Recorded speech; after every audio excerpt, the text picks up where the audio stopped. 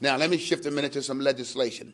Some of the legislation that I've put in this year and was able to deal with, I sat on the task force to bring a state building to Prince George's County.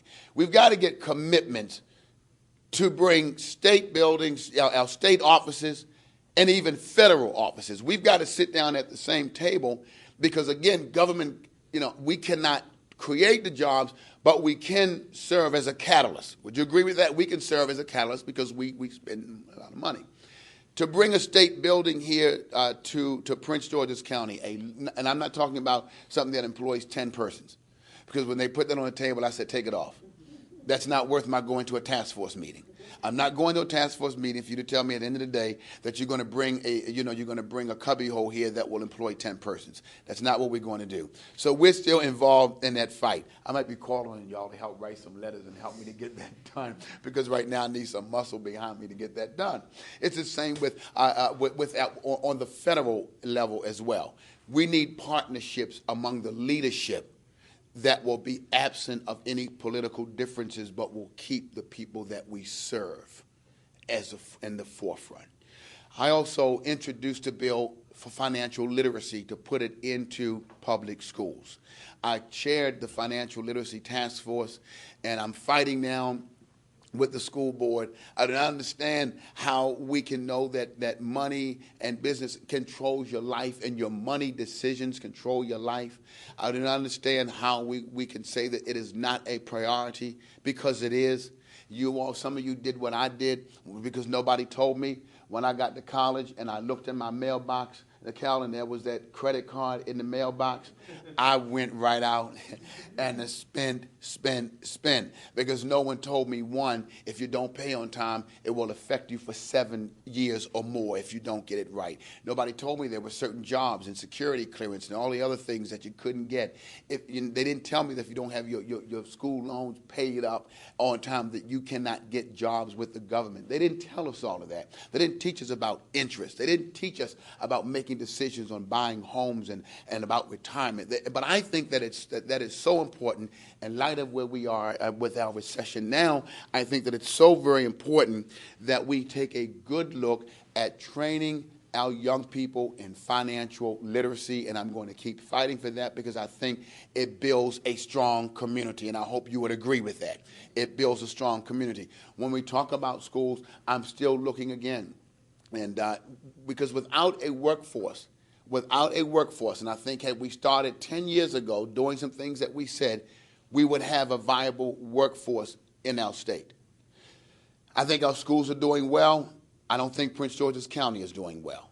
I don't think Prince George's County is doing well because out of 23 jurisdictions in Baltimore City, we are the lowest. It used to be Baltimore City was the lowest, and Prince George's County, was next to the lowest. And I don't like to say worst, so I'll say lowest. Right? But you all know what I'm talking about. That's changed now.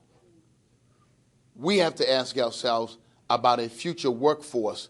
What are we doing so that when we graduate our youngsters, they're able to read and write and go on a job interview and not just take a test? I think we're doing too much testing and we're spending too much time trying to compete with federal dollars on that level and not enough and just teaching the basics. So for you to have a workforce, that's one of the things that I'm doing in Annapolis. In terms of transportation infrastructure, we brought back $49 million so that we could deal with, we made 210 and Branch Avenue the highest priorities. If you sit in traffic every single day, then you know what I'm talking about.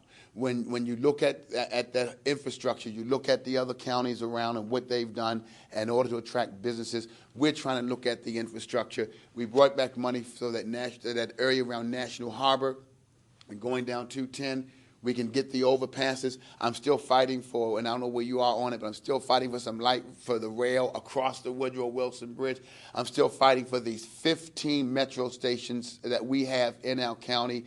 Only Washington, D.C. has more. If you talk about economic development, we have legislation designed to look at planning and infrastructure for all of those metro stations because that's what we're losing out. We're losing out having them there and not developing them the way they ought to be developed. Let me stop there. I had a lot I do this on Sunday. I have a lot more I'd like to say to you today, but due to, let me stop. I have other legislation if you want to talk about that. Those are just ways that I engage in a conversation about creating a positive business environment. Having said that, in some legislation that we've done, I'll stop and see if there are any questions that you have. Thank you for letting me speak to you this morning.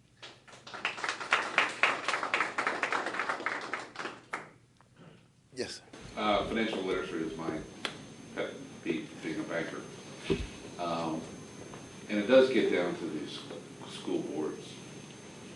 And they run on such an autonomous level. Correct. How do you crack it? One, you have to get a governor and senators and others, it's all of us, who are committed to doing the following.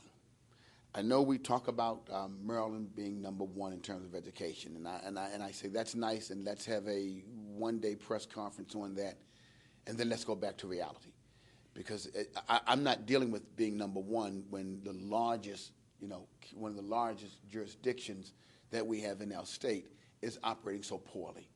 We have to be willing to make some decisions, act on those decisions. We have to upset not just the school board. I love and have always known Nancy Grasmick. I don't agree with a lot of things that she will do in terms of her approach. So you have to get some school board members elected that will take that seriously, and that will say, no matter what we say we are doing, if it's failing, it's not working. We have to look at our funding mechanism as well. You look at funding, the way it's designed right now, and money, and this is just who I am. Money will not always make a school system better. I know that because when I went to school, I wish we had, when I was in school, what we have today. It's not always money, it's policy, it's curriculum. It's being able to look at the fact that 30% or more of our kids from the first and second grade until the 12th grade, they are medicated. So they go through school on Ritalin. They go through school on all kinds of, because we are not able to put in place what we need so we can address their issues. So when they get to the 12th grade and they've been medicated for 12 years, what product do you expect when you pull them out? We've got to deal with the policy and the way we administer that. I think, we've talked about it all the time. We've got to talk about the way we promote. I used to call it social promotion in my day.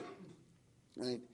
How is it that you can say to 15% of our students that we're going to test you from grades 8 to 12, and when you get to the 12th grade, we'll let you know that you didn't pass. And now that you didn't pass, we're not going to give you a diploma. And by the way, it's your fault that you didn't pass.